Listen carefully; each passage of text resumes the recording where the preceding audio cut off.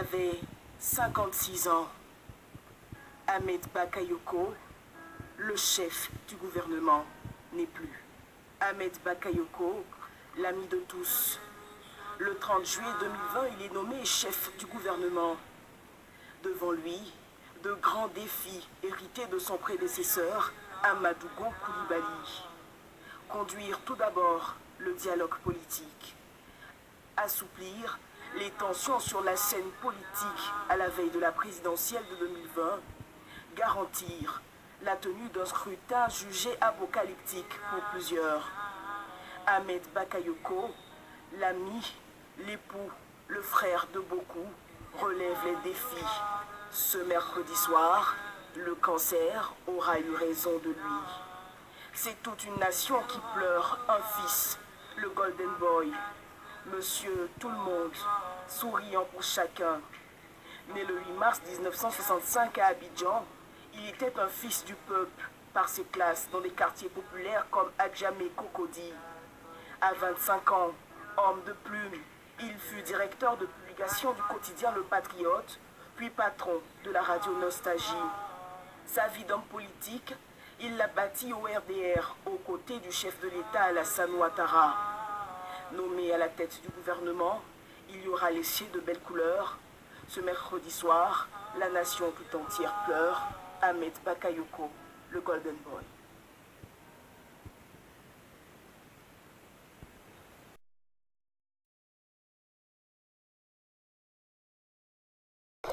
Il était un repère pour la jeunesse ivoirienne, une jeunesse qui a tenu à lui rendre un vibrant hommage ce vendredi dans la commune d'Abobo, une commune dans laquelle il avait de grands projets de développement. Malheureusement, la vie en a décidé autrement et aujourd'hui, Abobo pleure son maire. Salif Elekwe, Kimouarik. Réunis dans l'enceinte de la mairie d'Abobo, ces jeunes vêtus de blanc, pour la plupart, ont tenu à honorer le défunt Premier ministre Ahmed Bakayoko, maire de leur commune.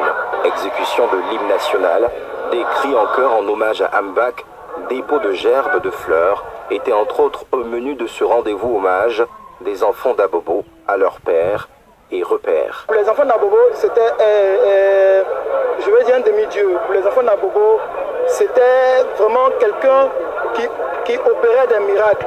Et vraiment, c'était un papa, c'était un fils, c'était vraiment tout pour Abobo. Il a apporté le changement moral à Abobo, il a apporté la fierté des Abobolais. Aujourd'hui, l'Abobolais est fier d'affirmer qu'il est Abobolais. Hier, ce n'était pas le cas. C'est en 2018 que Ahmed Bakayoko avait pris les rênes de cette commune populaire du nord d'Abidjan. Il y a engagé de nombreux chantiers pour le bien-être de ses administrés. À Abobo, en pleurs, Ahmed Bakayoko.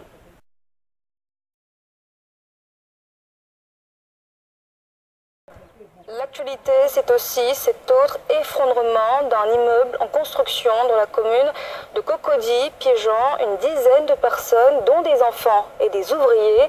Illustration avec Nadjaïdja et Mathurin Badé. Scène de désolation cet après-midi à la Riviera 2. L'effondrement d'un immeuble R+4 en construction qui a piégé sous les décombres des dizaines de personnes. Parmi les rescapés, cet ouvrier. C'était l'heure de la pause.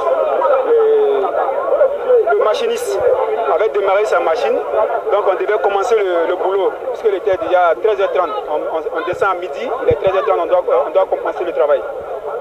Et c'est là, moi j'étais couché au premier, puisque c'est un bâtiment un immeuble de 5 étages.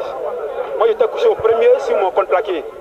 J'ai attendu le bruit de la machine, je dois me lever maintenant. C'est là j'attends boum, comme une dynamite. Là j'ai fléchi le genou, je vais prendre mon portage, je ne peux pas. Là, le poids est venu suspendu comme ça. Dès que j'ai attendu le bruit, le premier cri que j'ai fait, c'est Jésus. Dieu merci, les gens sont venus me sortir. C'est aux environs de 14 h qu'a retenti le bruit assourdissant, alertant les riverains. Dans mon véhicule, je passais et tout d'un coup j'entends un bruit pas possible. Donc dès que j'ai garé, je vois c'est un immeuble qui s'est écoulé. La construction a commencé devant nous, mais c'est vite terminé. Bon, je dirais peut-être en un mois ils ont fini. Hein. Si les piliers étaient vraiment très petits, à chaque moment que des gens passaient, ils parlaient de ça à tout moment. Il y a d'autres qui se disaient qu'à tous les coups ça allait tomber parce que c'était vraiment petit. Vu la situation du bâtiment, on a demandé qu'ils viennent s'expliquer. Parce que quand on voit le matériau et que les choses gérer la maison, nous on n'était pas trop serrés. C'est pour ça que la notabilité l'a convoqué. Il a refusé de venir. Alertés, forces de l'ordre et sapeurs-pompiers militaires se sont déployés pour sauver ces vies en danger. On a été alerté à 14h17 qu'il y a eu effondrement ici et nos premiers engins sont présentés à 14h32. Pour le moment, on a 11 victimes avérées, c'est-à-dire 11 personnes qu'on a pu retrouver. Il y a 5 personnes qui sont supposées être encore sous les décombres.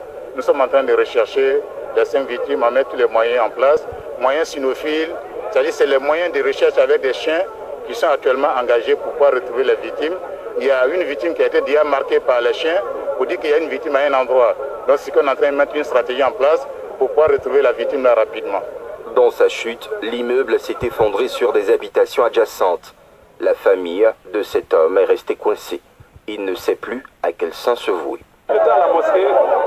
Quand j'ai compris les nouvelles, je suis venu trouver que les gens en train de sauver. Il y a ma femme. Les gens ont sauvé ma femme même. Les gens ont sauvé ma femme. Maintenant, les enfants sont dedans. Les 3 enfants sont dedans.